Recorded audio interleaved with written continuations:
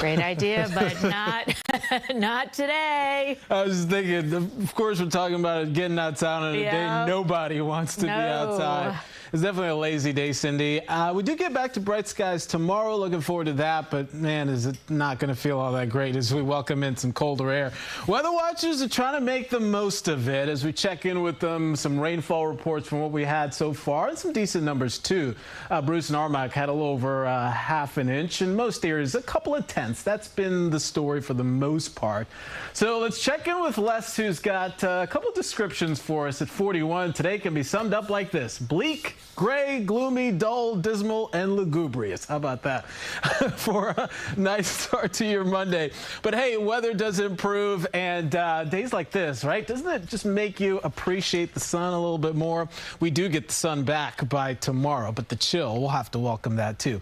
Light rain, 42 degrees, east-northeast wind at 15, and that's just that raw feeling. And you catch that breeze, it's coming in on shore, and it's just making it feel like the 30s. So essentially, it's a miserable day. But we will get through this too, and the weather will improve. Right now, the radar situation, light rain moving through, passing showers. We'll keep the rain gear handy the next few hours as we'll continue to see a lot of the bulk of the action shift on to the south. Remember, all of this moisture you can trace down to the southeast, and it was all part of the energy, the stalled frontal boundary that was across parts of the mid-south that produced just dangerous and devastating weather there. Now we'll finally get this out of here as another front will give this the boot by tonight. Comes in with very little fanfare, maybe a stray shower or two overnight, but then it leaves us with a brand new air mass tomorrow. So we'll, I guess, welcome the fact that the pollen count's a little bit lower when you get a little bit of rain out there, but unfortunately the chill might be what chases you back inside tomorrow. Your futurecast next few hours, we'll see the activity kind of going more from scattered to widespread in nature to more spotty to isolated with time.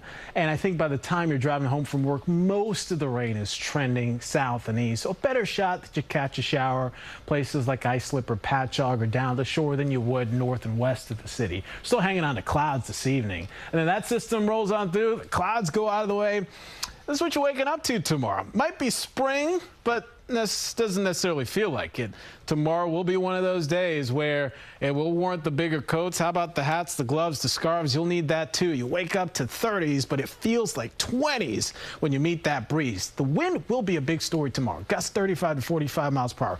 Getting close to wind advisory criteria. We'll see if that ends up being triggered by the National Weather Service. But the bottom line is it's a colder feel. By the way, heading out tonight, Mets, as they host the Marlins, try to keep the hot streak going. Going to be on the chilly side. Wind's not so much a factor. Next couple of days, once we get through today, we will. Bright but cold. Blustery tomorrow, not as windy Wednesday, and then we end the week, Cindy, much like we started with wet weather, but temperatures at least a little bit better.